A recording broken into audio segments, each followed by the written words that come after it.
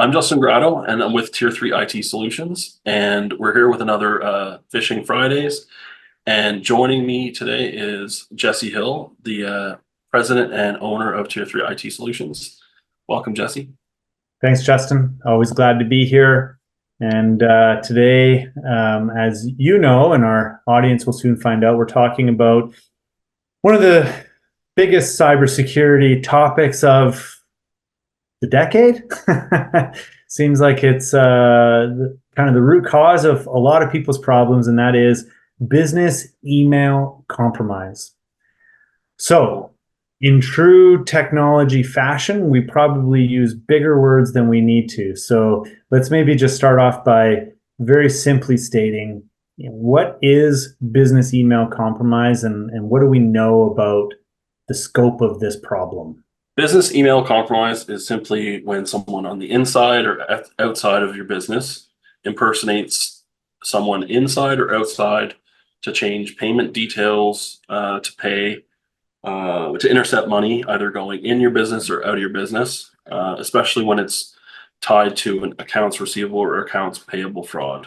And even more simply, the way that I think about it is that, the compromise, part of it really just means that somebody who shouldn't have access or control does.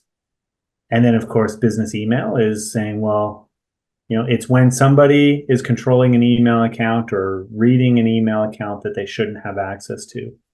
So as Justin said, sometimes it could be an employee within your business who's been granted permissions to view a mailbox that they shouldn't. We see this sometimes with, an assistant or, someone like that has full, send as and viewing permissions of someone else's mailbox. But it also happens on purpose as cyber criminals try to take over somebody's email account. And of course, the reason they do that is because our email accounts control our digital lives. And once you get into someone's email, you can learn a lot about them, and you can really cause problems in their lives in other areas. So with all that said, we've got a slide deck here with some stats on it. And I mean, the number that we've got on here, Justin, do you want to talk about that a little bit, about what the FBI? Yeah, 100%. 100%. So the FBI has released recent figures as of 2023, that suggests that up to 51 billion US dollars has been stolen in business email compromise attacks globally. It's a staggering figure, but $51 billion. And primarily because we're talking about business email compromise, that's from businesses all around the world. And I mean, the first instinct when you hear something like that is you go, no, it can't be that much. Now, the thing is that this is obviously a very reputable organization, the FBI, who is releasing this. They are acutely aware of the scope of the problem. And I think the other thing to mention is that a lot of business email compromises don't even get reported. Oh, yeah.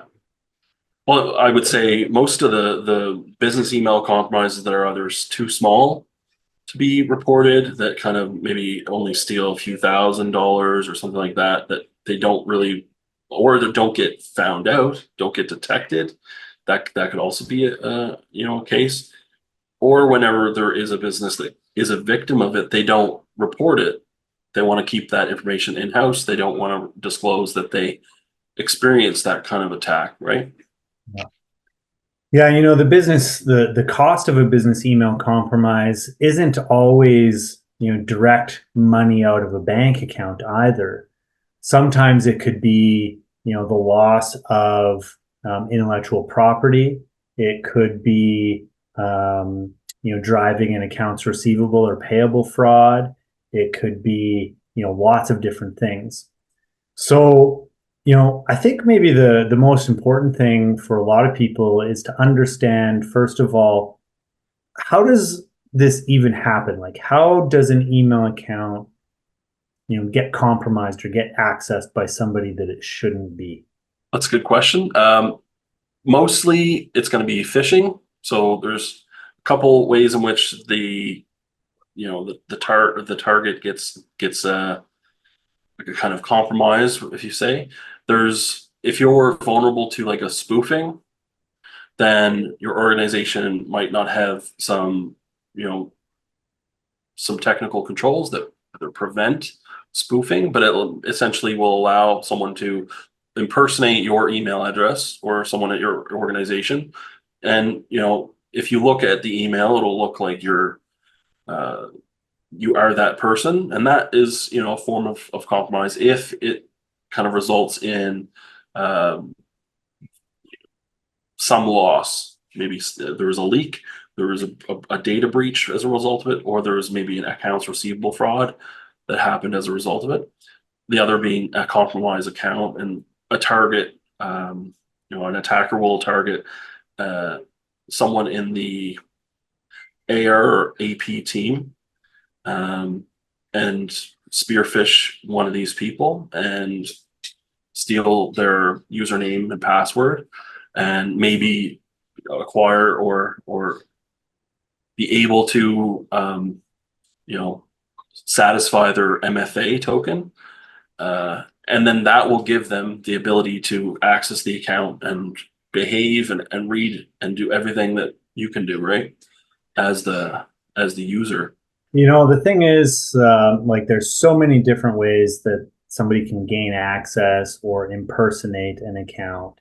And it really all comes down to the user, being aware of, first of all, the value of, controlling that account. And then really paying attention to the types of, communications and engagements you're having with people. It's funny, you were talking a little bit about, the spoofing aspect, which, it's kind of a technical term, but really what it comes down to is, if you were to look at my name, Jesse Hill, let's say I had a jesse@hill.com, email address. Well, if you wanted to, spoof one of my clients, you might go so far as to register a domain that looks similar to hill.com, right? And I mean, you could do it by just replacing the I with another L. And if you received an email from jesse@hill.com instead of jesse@hill.com, first glance is going to look very similar. And if that email, asks you for some information, how likely are you to, recognize that it's, not the legitimate email, that what I'm asking for is actually, putting, you at risk. And then how do you respond to that? So I guess I'm curious, when we think about business email compromise, what are some other things that people could watch for or build into their cyber hygiene as ways to lower their risk of being compromised? There's things called SPF, DKIM, and DMARC, and they're all technical like terms, but what they do are technical controls that actually help reduce and prevent spoofing, spam, and phishing being sent to your mailboxes, to your organization, and preventing people from impersonating, like saying that you're sending email on behalf of an organization. If you have one of these records in place, you have this implemented, it will actually say that it doesn't check out, and to like an Outlook or to a Gmail, Google Workspace, that says a lot, and it will trigger saying this isn't from who it says it is, and it'll either prevent that from being sent to you, or prevent it from being being received by the recipient. You said if they have those set up, so not everybody has those records configured. I would say those are becoming more enforced standards, but still a lot of people aren't there quite yet. So a lot of times a business email compromise, as Justin said earlier, starts with a phishing email. And the phishing email is typically going to ask you to click on a link. It says, oh, we've got an RFQ here. Click on the link for more details. In one of our previous Phishing Fridays, we showed an example of a fake Microsoft landing page. And this is one where I go back all the time, and I think about the advice we give around passwords.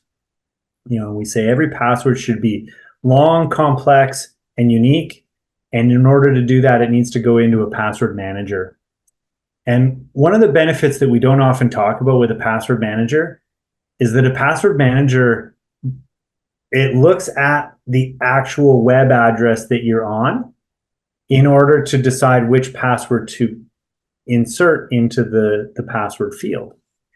And if you visit a web page that very much looks like Microsoft, but your password manager is not automatically inserting your password, there's a reason. Mm-hmm. And it's an opportunity for you to look and realize that maybe you're not at the site that you think you're at. Other than that, what's maybe one other thing that a small business person could be watching for to help avoid falling victim to a business email compromise. And actually, as I'm asking the question, I'm realizing, we're talking about how to protect ourselves. How would I recognize if your email account has been compromised? And how should I protect, the integrity of that relationship in a situation like that? Well, as someone who receives emails from me on like a semi regular basis, not very often, a lot of my mannerisms, the way I talk and the way I communicate. And if you notice that I'm making a lot more maybe spelling and grammatical errors than I would normally, or I'm using mannerisms terms, or it doesn't quite check out, like this doesn't seem like Justin sending me this email. That could be an indicator that someone has access to my account for sure. Or if you were asking for something that's out of character, we always go back to that sense of urgency. Yeah. Can you do this right away? I need you to send this here now. Take a look at this. I need an answer. All of those types of scenarios. But it is important to realize that, as business people transacting, we can protect, we can do the things to keep our own house in order, but we don't know about our suppliers and our vendors and our customers and those things. So we need to be alert, all the time, that we're not sharing information that we shouldn't be. That just about does it for us today, everybody. Thank you for joining us. And again, I'm Justin Grotto, and thank you, Jesse, for joining me today. Thanks, Justin.